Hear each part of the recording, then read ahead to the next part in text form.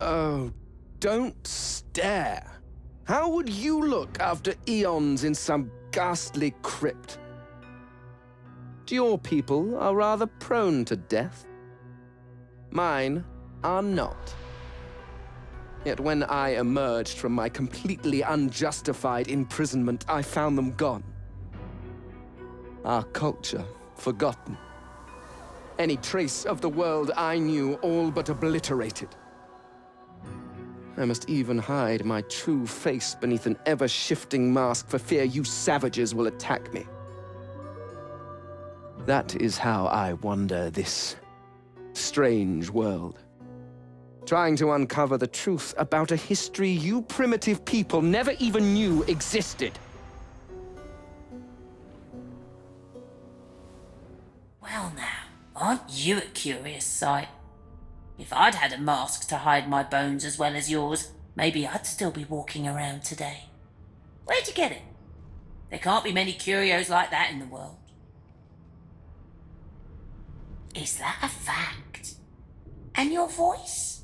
You ripped that from them too. I've never heard such silken tones from a naked skull. Ha! Should have known it was a parlour gimmick. Still, you'd best keep that mask on. The living don't take kindly to seeing their future staring back at them. An elf sits tucked away in a dark spot, lazily rolling dice onto the surface of a barrel.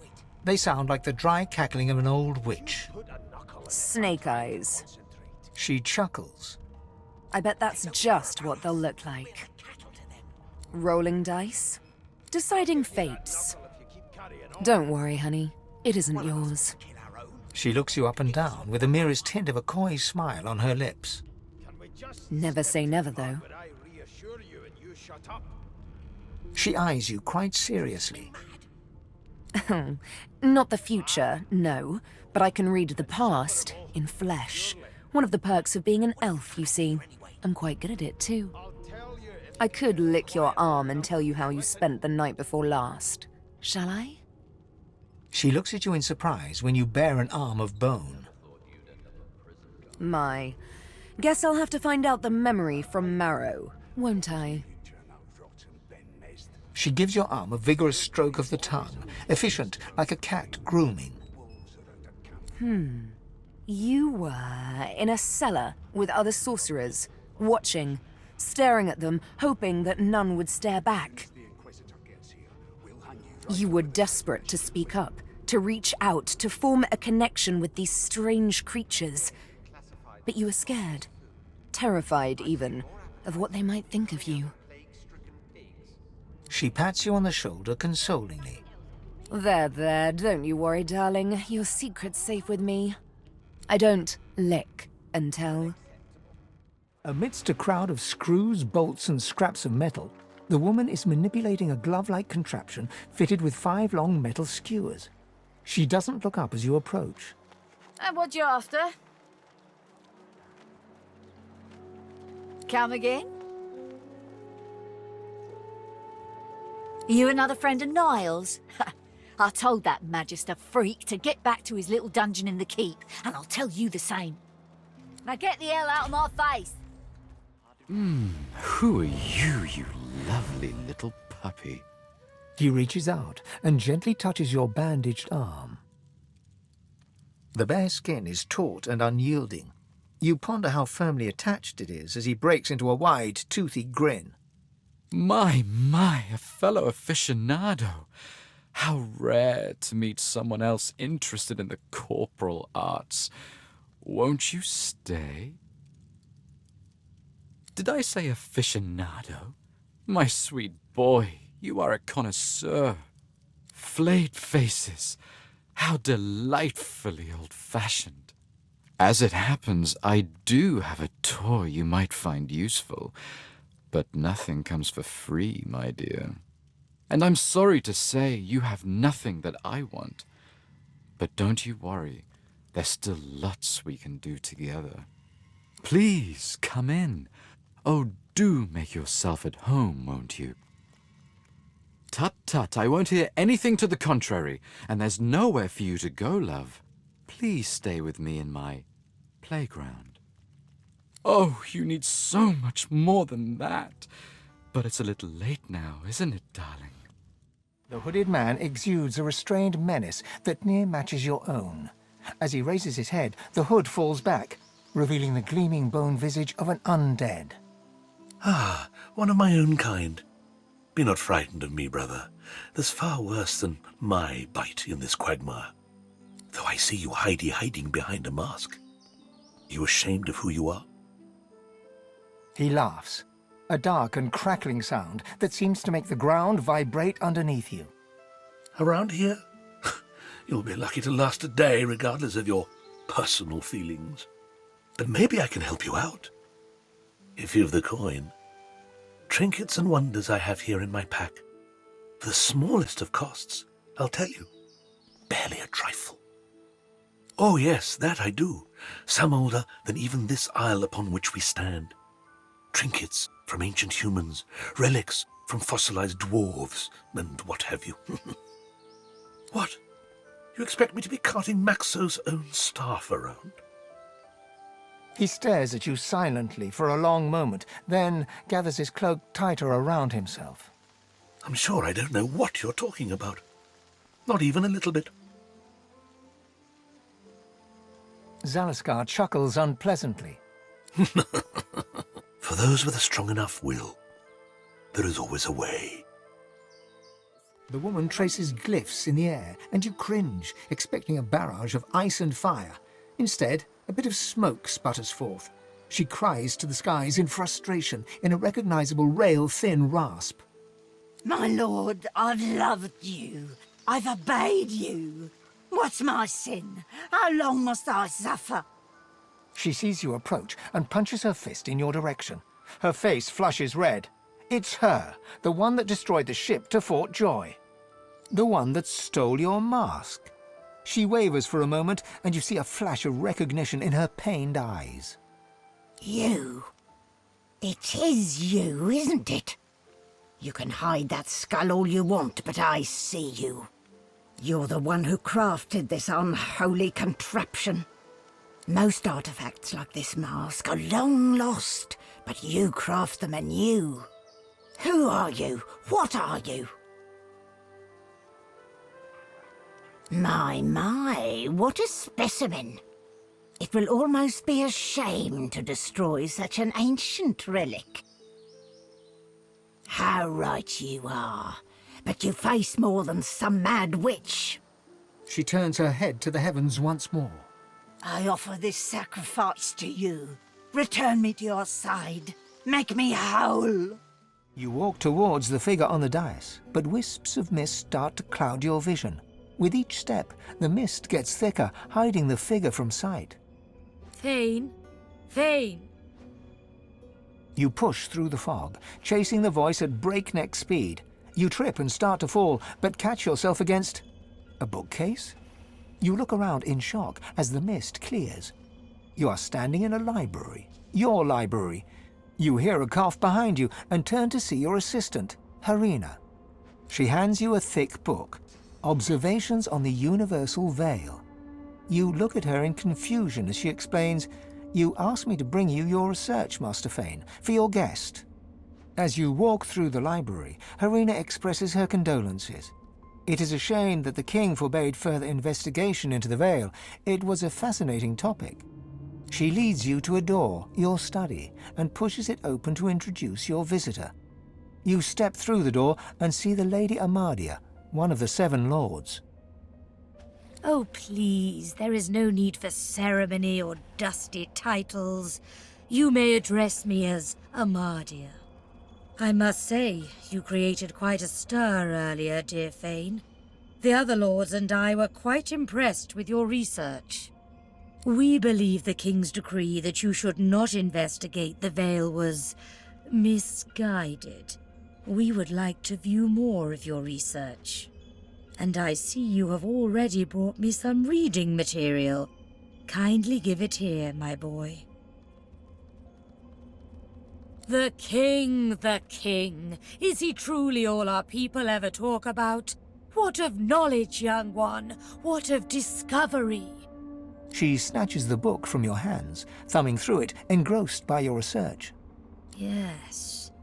Yes, quite fascinating. A barrier of pure source. Do you truly think this veil is the key to unlocking a new future? Yes, so we gathered. We found it strange that the king would refuse you the chance to explore something that could be so beneficial to our people. But perhaps there are still paths we can walk. Perhaps. There is a crash of timber behind you, and you can feel hands grabbing you. You are dragged backwards as Amadia screams. The screams fade to nothing, as does the scene before you. You're standing on the cold, glowing stones once more, with Lady Amadia before you. Fane, darling Fane. I had to know. I had to be sure. If you were not who you claimed, it could have been a disaster. Who? Anyone, my child. Anyone could be a threat. No one in this world has escaped the madness unleashed by the king. We know why the king forbade your research. He already knew about the veil, Fane. He was draining its power, leeching from it to build up his own strength. When we confronted him about this betrayal, he used his power to try and subdue us, to turn us to slaves. He wasn't satisfied with our fealty. He wanted total control. His madness for power knew no limits. We fought, of course. The king scorched our land, but by uniting, we overcame his evil. He was banished beyond the veil he had tried to subvert, but our victory was hollow. Our people, oh my child, they were erased, destroyed utterly. We 7 were all that remained. I fear that it is, but you must steel yourself. The fight is not yet done. For centuries, the king has been searching for a way back into our world. And beyond the veil, he found the force that could help him do it. The Void. The moment we discovered the Void, we understood the veil was created to hold it at bay by powers even more ancient than us. But thanks to the king, that evil has been seeping through the cracks. We have contained both ever since, but now, alas, they are winning. I fear we are no longer united. I fear, well... Amadia turns and gestures to the scene behind her. Down below, you can see the 6 other gods fighting, clawing at each other, everyone desperately trying to get the upper hand. Over the centuries, the drip of void into this world corrupted the others while they played with their mortal races. I fear it is too late for them. For us. But you, Fane, you have been untouched by it all. The world needs a power to protect it, and you are the key, Fane. But you have fallen so far. You will feel whole once again, child. You have my word. I will guide you, but first you must return to the world and escape that island. But you will return more powerful. As your first step towards righting the wrongs of this world, I grant you my blessing and give you the ability to bless in turn. Amadia stretches her hand out, and you feel a warm glow spread through your bones. You feel a sensation that you have not felt in a very, very long time. You may have noticed I have tried to help you on your journey, that I can bless the very water beneath your feet. Now you have that power for yourself. And this is only the beginning. More and greater powers await you, if only you will seek them, and seek them you must. But before you begin, a word of warning. I gather that you travel with a pack of these lesser creatures. It is only natural after so long spent alone, but you must be wary. Some of these creatures are more dangerous than they seem.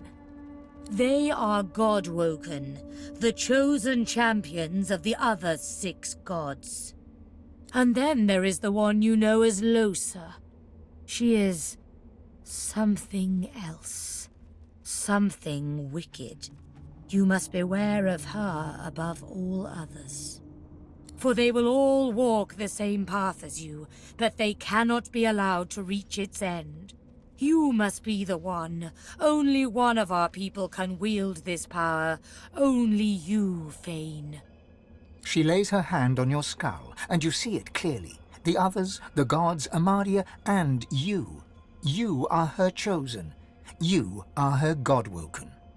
So go forth into the world with my blessing, dear one. Heed my words and go. The air here has a familiar smell, like the place you grew up.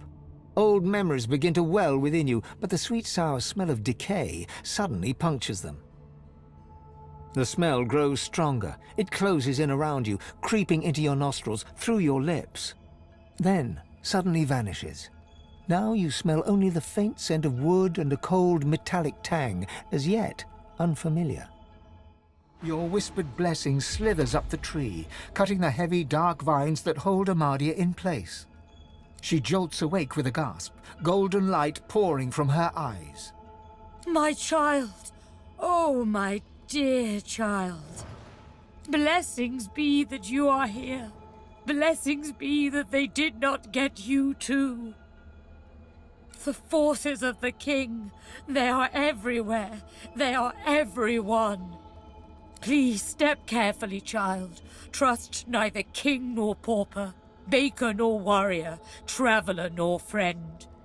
We may only trust in each other, and I do trust in you. That is why I chose you. You have a pure soul, even the others. She pauses, looks over her shoulder and sees the others hanging from the tree, all but lifeless for the first time. Our brothers! Our sisters! This is perfect. No, it is too late for them. You need that source more than they. I do not say this out of malice. I say it out of love. My love for you, Fane. My love for our people.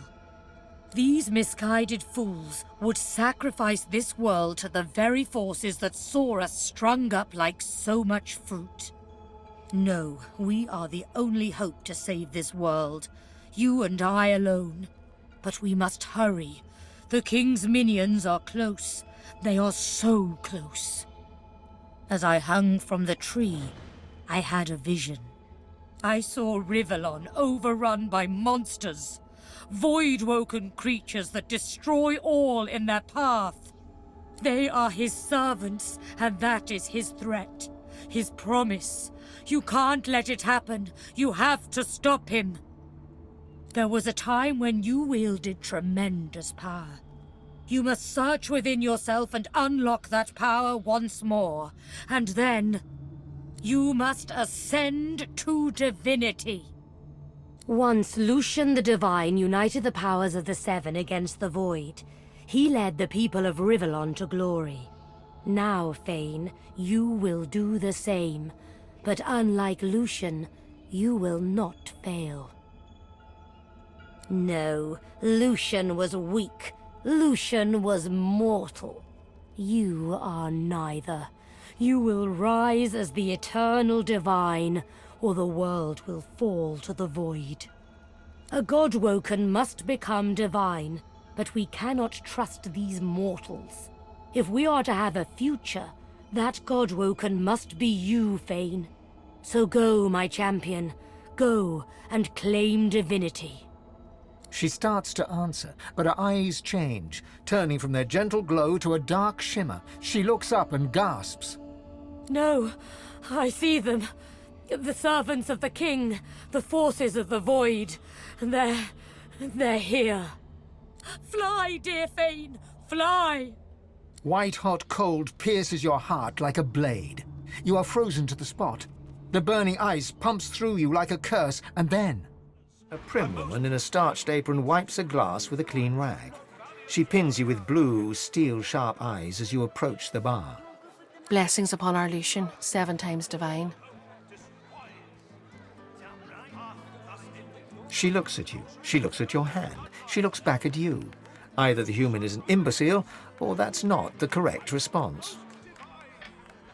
With surprising agility for a woman of her age, she reaches over the bar and swings a hand toward your face. You brace yourself for the incoming blow, but she instead points her finger into your face. We don't speak of His Holiness that way in this establishment.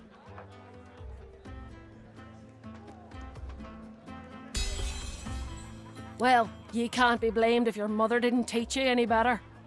But that can't be helped now, I suppose. Not everyone received the same education as my Niles. He's a magister, mind. Dead. So what are you after? All the same. Why, what a sad thing to say. Something troubling you then? Go on, you can tell old Prudence. Of course there is. I'm the barkeep and you're the customer. There's a point. The sun is shining and the stew's a-brewing. There's another. You shouldn't spend so much time inside that noggin of yours, my boy. Does you no good. Satisfaction. If that's a euphemism for what I think it is, I'll say it and say it again. Abstinence and chastity, them's the twin roads to a long and happy life. You mark my words. Oh, I find that hard to believe. We're all the same, aren't we? Under our skins, right down to the bone. So buck up and have a drink to make it all better.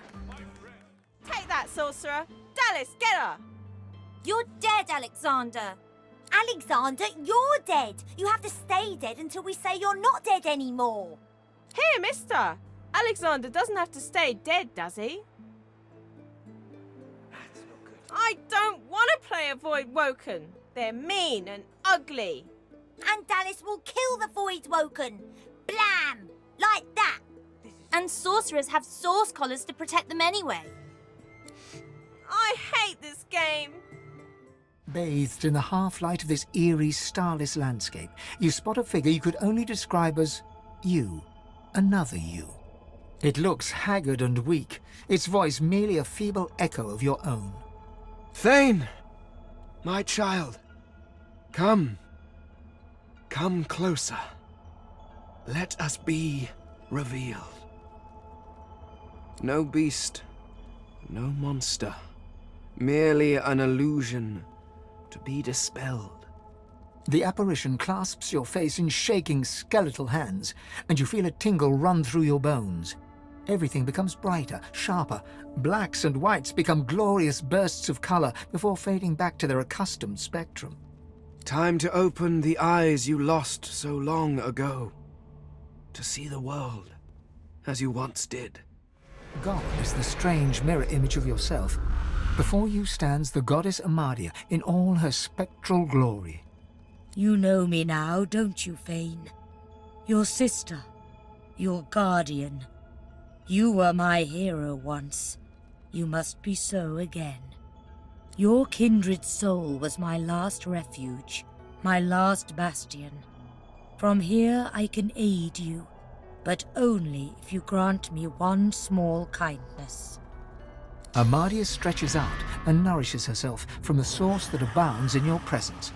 You feel it deep down inside yourself as it drains away. Ah, yes.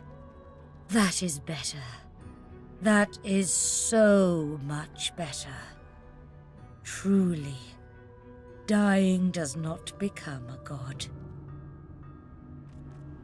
Once, but you have fallen far, my child. You have no idea of the powers that we wield, or wielded, rather. The forces of the king are hunting us down, leeching us in ways we never thought possible. Droplet by droplet, we are being drained. We are battling for our very survival, and I doubt you would have us lose, Fane. Should we perish, we will be cast into oblivion, and I dare not dream what he will do to you.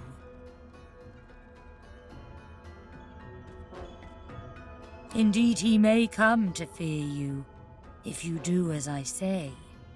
You must realize, dear one, that our fates are now as one, just as our souls are now as one. We are I. United, we are a force to be reckoned with. But if we are to survive the onslaught of the king and his void minions, you must remember what you have forgotten.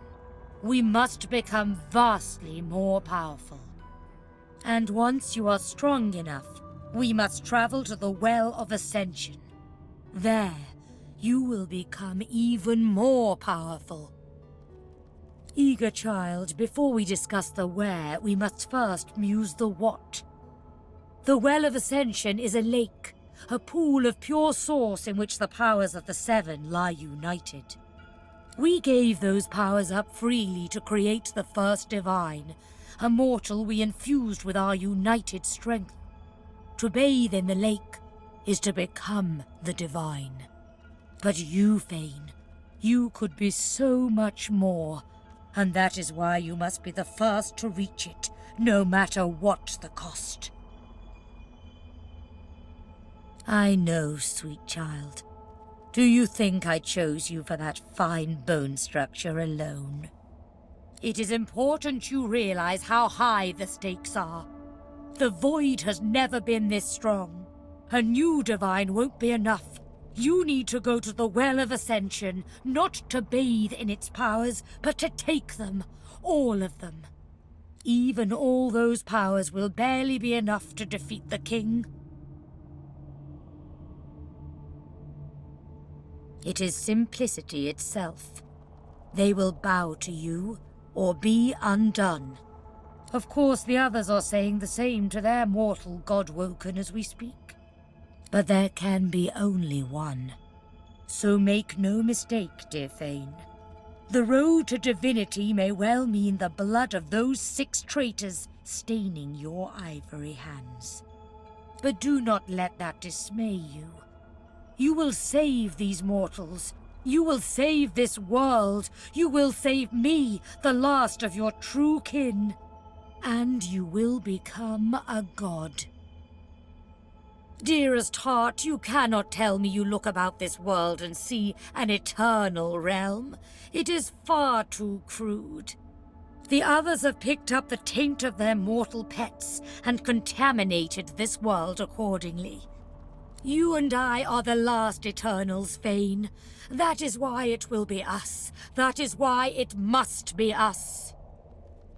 They will be at your mercy, which is vastly preferable to you being at theirs, wouldn't you agree? So fret not, but revel in the promise of the lake. I will lead you there when you are ready, when you have remastered the source and once again speak the language of creation. Our journey will be fraught with peril. It is a pilgrimage of challenges that will require you to command Source as you once did, and wield its most powerful spells. Laughter rolls and echoes into infinity. You flatter me, dear child. But if all I had to do was give, you would have received long ago. We are I now. I shall teach you the spells you need to remember soon, but not before you relearn how to channel the source in greater volumes. That is why you need to seek these masters of the source. You must make them teach you, so that you can regain your full power. They may be nothing but mortals, but like all mortals, they have their uses. Return to Rivellon, seek them out, and force these masters to share the knowledge they have gleaned. Once you have, return to me here. You had forgotten how to view the world, my child. This will make you understand that for us, there is precious little difference between the living and the dead. Source is. It is a constant, a subject of neither time nor transience. All of life is Source, and in Source it is, immortally so. Your vision has been restored, giving you the power to see spirits, the souls of dead mortals made manifest in Source. Speak the spell during your peregrinations, and you will see them. Where the dead lie, the dead linger. Alas, I am no longer who I once was, bound to you as I've become. I will teach you what I can, but the links that will expand the bounds of your soul, those are connections I cannot make for you. Good luck, dear Fane. Make me proud. As you approach, Amadia greets you with outstretched arms, though her face is marred by a pained grimace. My child, my sweet Fane, you positively brim with sauce. It is good to see you more like your old self. Oh, my sweet, it is naught but a chill. Your soul has a draught, it seems. Perhaps you should... A sudden shudder jolts through her body so violently that she drops to her knees, stunned into silence. She whispers, there really is no need for your assistance, but from the weight of her arms around you, you can tell she'd have trouble getting back up by herself. An eternal curse escapes from her lips, spoken so forcefully that for a brief moment all light recedes into the webs of darkness. I have told you before, the void is stronger than ever. But so are you, my child. I can sense the expanse of source inside you. There is only one more thing you must remember now. The spell you will need when we reach the Well of Ascension. You see with our eyes. You can behold the source once more, but now you must regain the teeth to take it. Amadia smiles, and you notice for the first time 2 vampiric fangs glistening beneath her upper lip. A gulf of magic envelops you, and you feel an insatiable hunger for source. Go on. I am here for you. Give in to your hunger. Do not heed me or any other, only your own lust for power, just like a god should. Go on, my sweet. Devour me. Though your spell tore through her like a spear through flesh, Amadia looks grimly happy, if haggard. You speak the spell with a ferocity I have not heard in centuries, as I knew you would, dear Fane. Do you still not see? There is no such thing as too much abandon. Let me tell you the one truth about our existence. We are the lions in a world of lambs. It is about power, and power is not given. It is taken, with all-seeing eyes and all-consuming teeth. You can see the souls of these dead mortals, and now you can feed from them to your hungry heart's content. So feed, my sweet, for you will starve until you finally feast upon the Well of Ascension. By all means, fast if you must, but your hunger will soon trump your all-too-delicate feelings.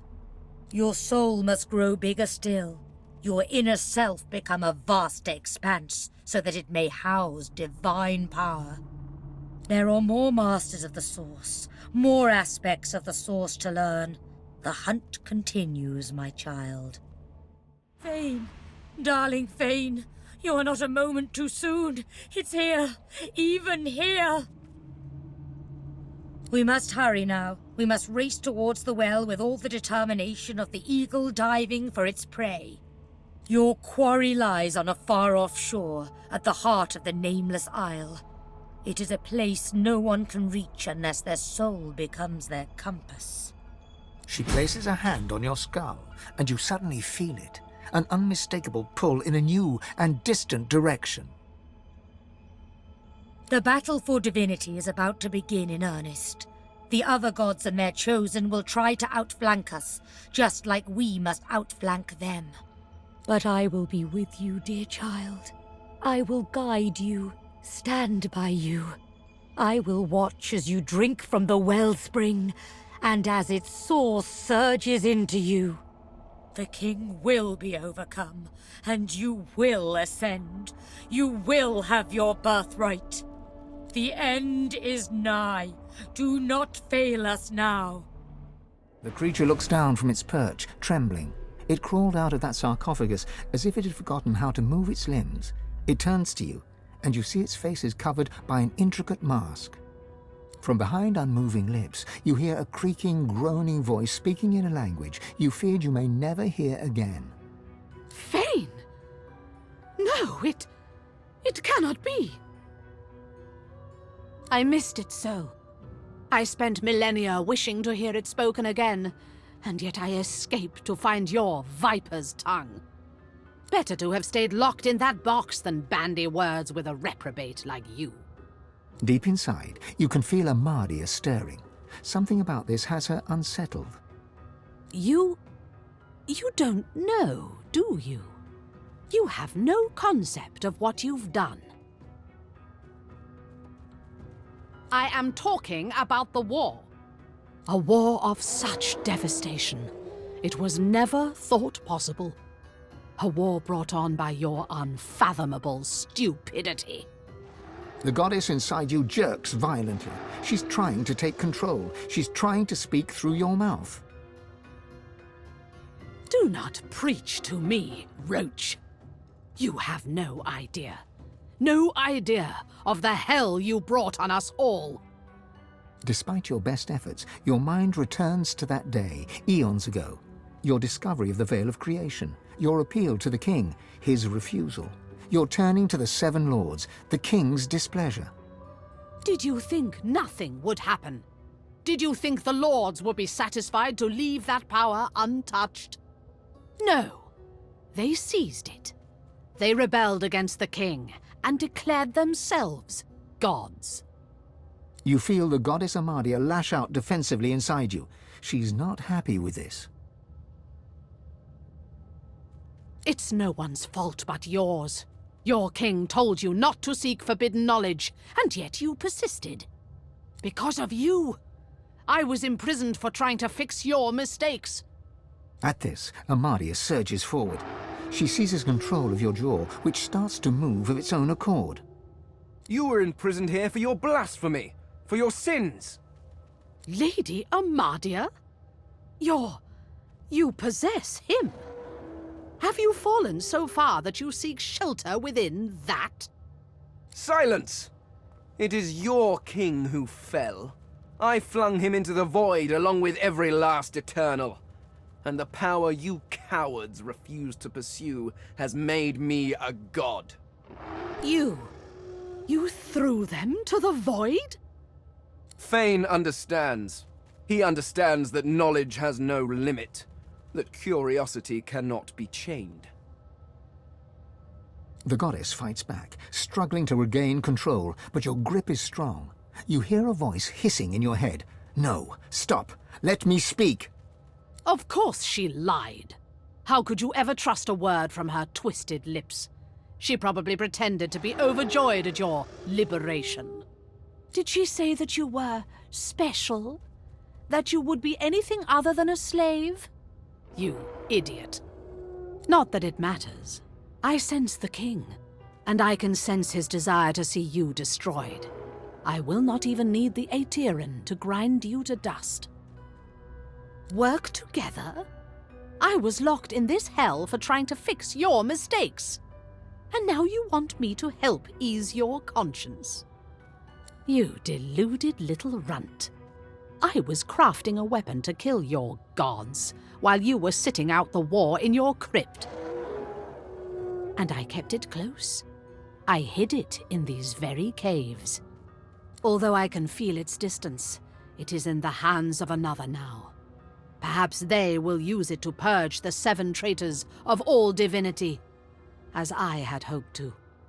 You can feel a cold fear settle in Amadia's heart. She retreats inside you, curling up defensively.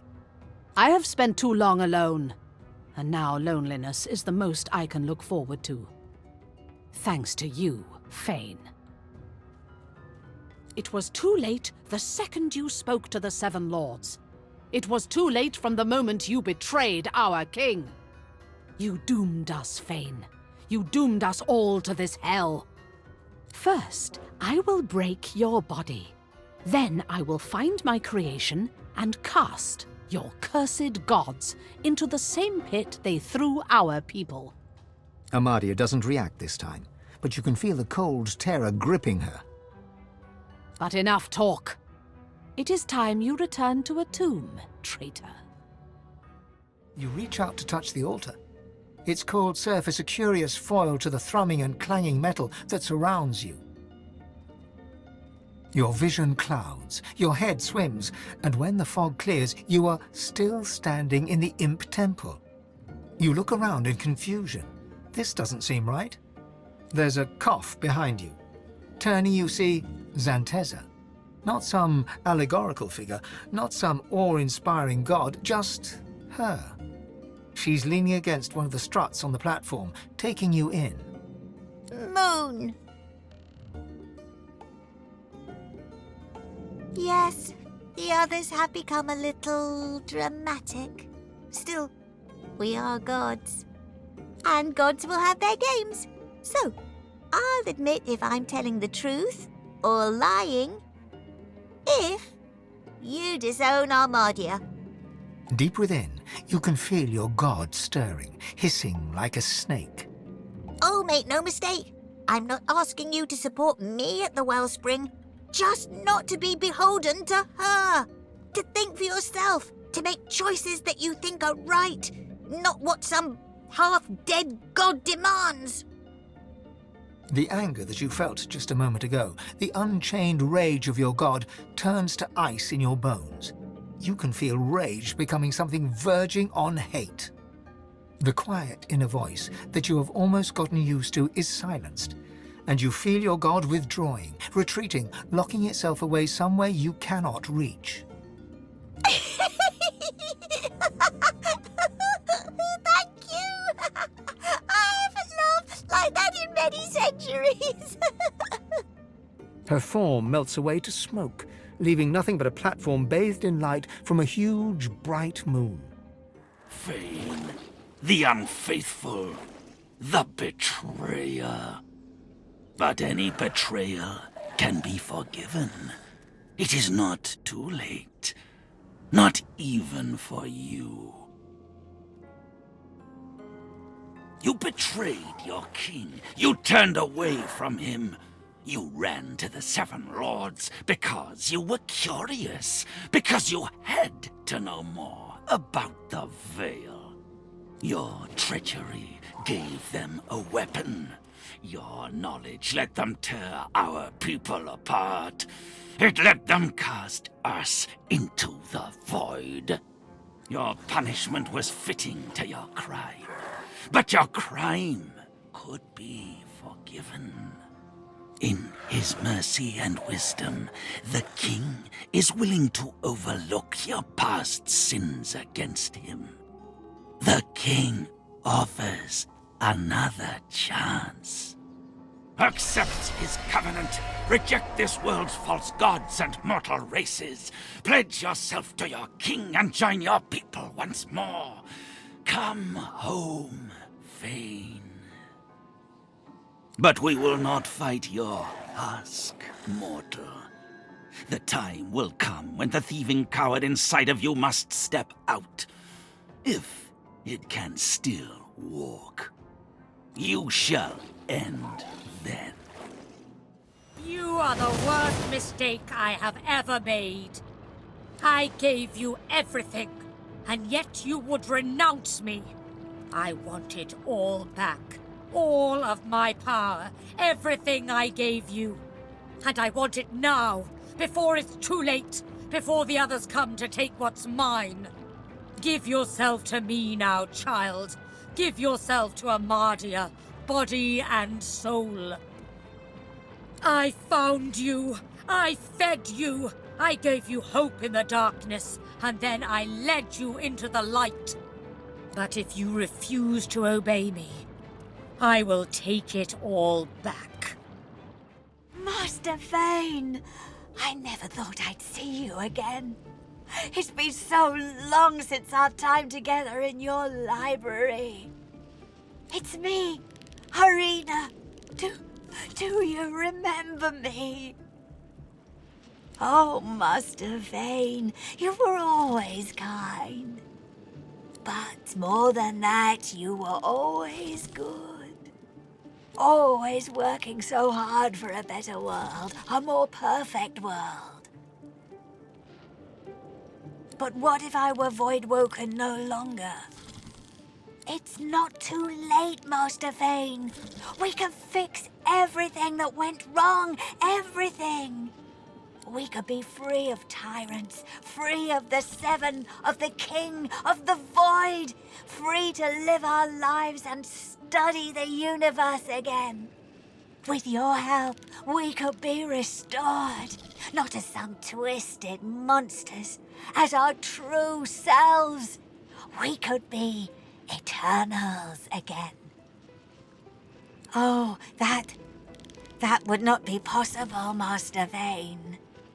To be restored, we need the source of the mortal races. The power that gives them life was stolen from us. We need to right the balance. The powers of the Seven are the key. Once you have claimed them as your own, use them to open a gateway to the void so we may return.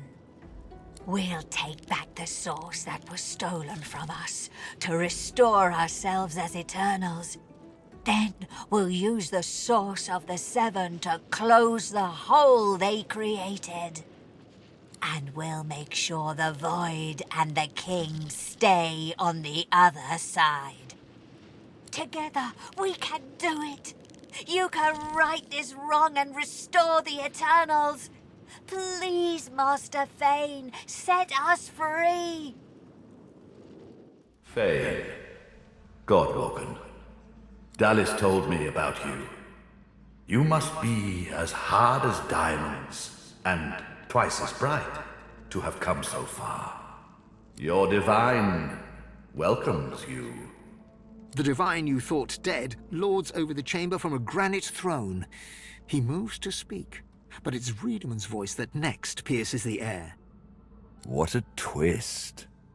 Lucien frowns at Riedemann, then bestows a benevolent smile upon you. All that you know of him flashes across the panorama of your mind. I underestimated you, Godwoken. You have proven to be a formidable foe. You have my respect. Respect? Indeed.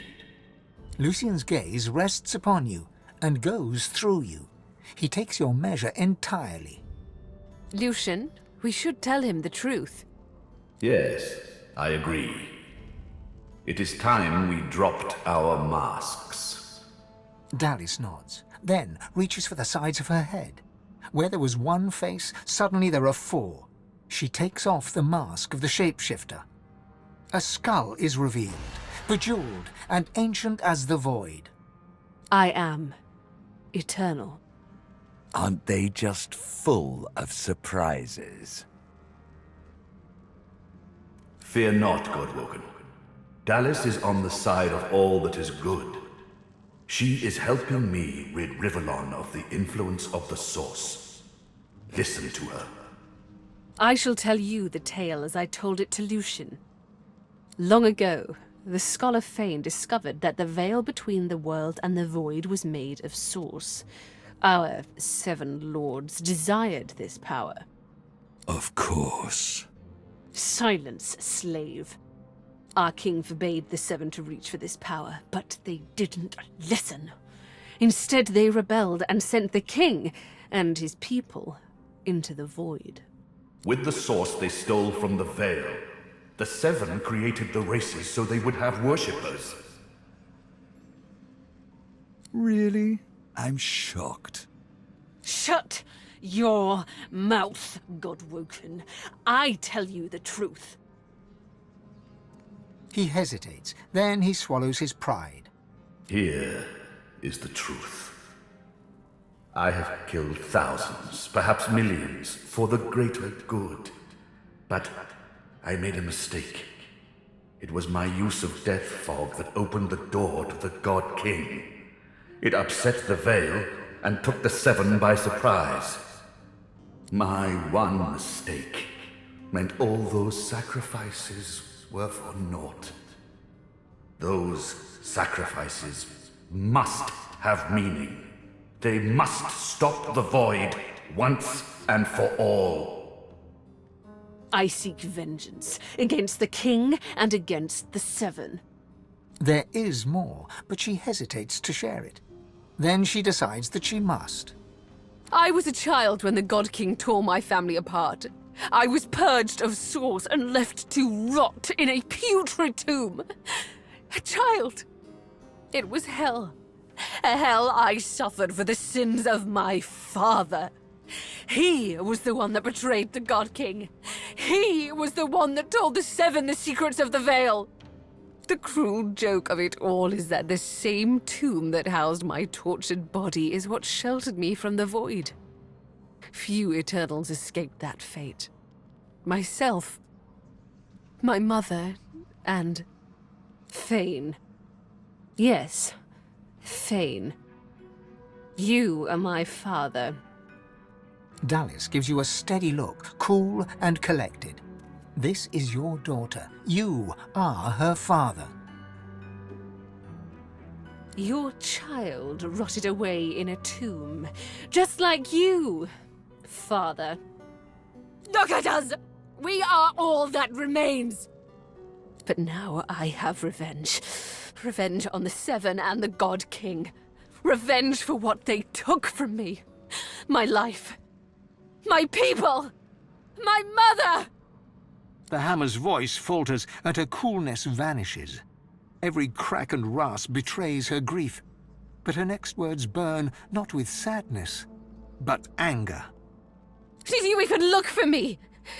Did you even look for her? Dallas, control yourself. Our purpose transcends your personal wounds. Yes. You are right. Dallas's reasons weren't mine to question. All that ever mattered to me was peace. Peace for Rivellon. Peace for me, whatever the means. And now, we are on the precipice. You wish to apologize? We have moved well beyond apologies, father. Your actions led to this moment, and all the moments in between. Every purged sorcerer, every family torn apart by void. All of it. You have but one path to atonement, and Rivellon has but one path to redemption. You must give up your source. You must be purged. She sacrificed herself for the betterment of Rivellon. She didn't do it willingly, mind you. Curiosity led her to the tomb. My hunger for source took care of the rest. I presume her bones remained there. And then I took her place. Face rippers are such marvels, aren't they? It didn't take long to realize that Lucien was the key to my vengeance, and I was the key to the salvation of Rivellon. While Dallas sought the Aetheran, I started draining the gods of their source. Slurp, slurp, slurp. One more word from you, and I shall use the leash. I had to hide from the gods. So I had the walls of this crypt equipped with tenebrium and protections put in place. It worked. Everyone, even the gods, thought me dead. As divine, I was created, empowered to stop the void. I was the avatar of the Seven, their strength and their weakness. My bond to them allowed me to drain them of their source. Yes, in a sense. When the death fog was unleashed, many elves died. With fewer elves to worship him, Teosendilius weakened. This gave the God King his first real foothold back in the world. To strengthen himself, he sent his Voidwoken, the remnants of my people, to hunt down the sorcerers seeking to reclaim their source. The Voidwoken. Disgusting things. They ravaged the land they touched and infected the air they breathed. They were also an incredible stroke of luck. You see, blaming the sorcerers for Voidwoken made them easier to capture. The Eterran now contains almost all of the source the Seven stole. Soon, we will be able to heal the Veil. The void shall be banished, and I, Lucien the Divine, shall return from the dead. A false divine, of course. I shall have no power. But the world will not know this. I shall demand peace, and we shall have it. The plan is almost complete. We have made so many sacrifices, Godwoken.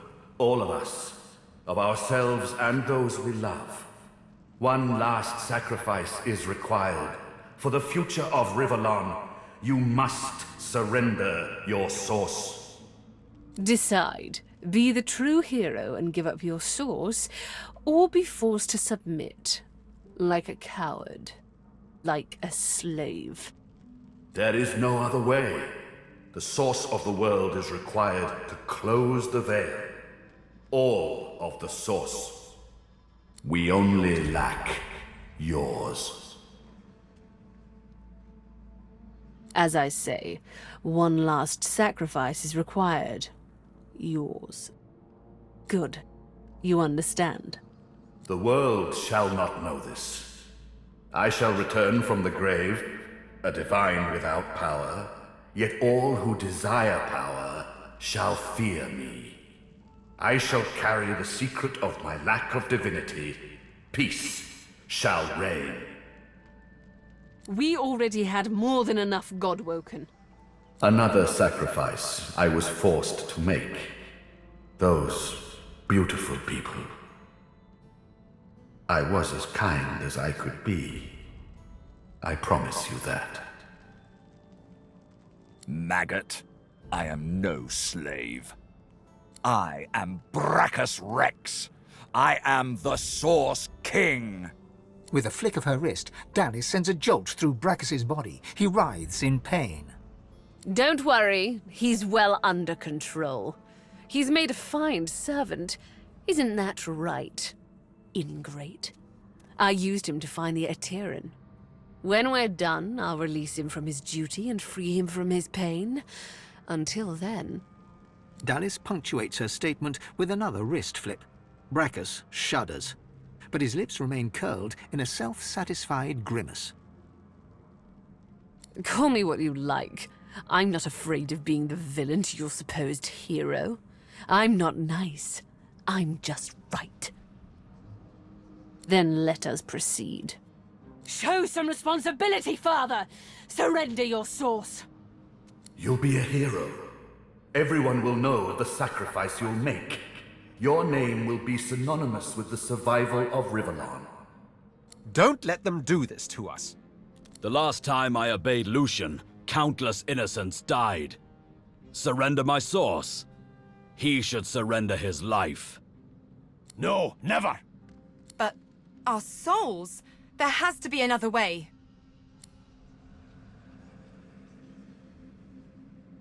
I understand.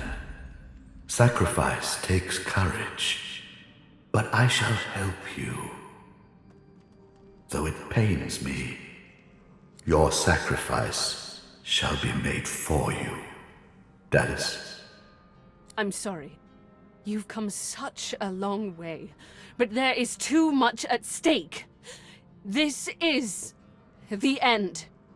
After all that you have been through, and all that you have done, all that you have become, the Eterran lies in front of you. Divinity is yours to take, or to sacrifice. What you do next decides your own fate, and the future of the world. What shall you do with divinity?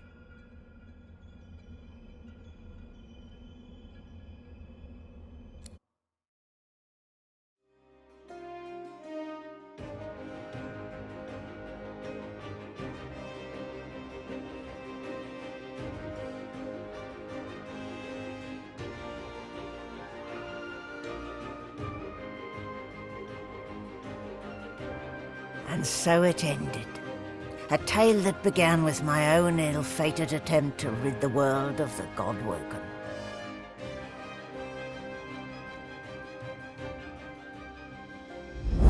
The Eternals reclaimed the world. Dwarves, elves, lizards, and humans all became slaves, ruled over by the Sworn and the Eternals. Relics of the old world remained, but in time they crumbled and fell, like the memories of the peoples who had built them.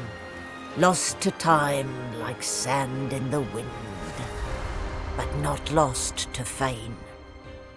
Fane would never forget. This I know, because Fane is now my master.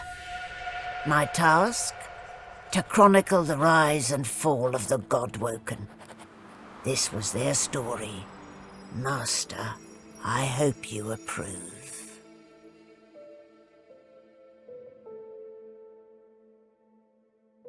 All of this, Quercus, all of our struggle to save their stupid, bloody giant races, and this fool lets his Eternals trample across this world. We didn't rescue your barren land from the great acorn to see it turned over to someone even worse than your damned people. I know, Quercus. I'm disappointed too. I thought we had found a true friend, but no. Come, we've lost our shield, but we still have each other.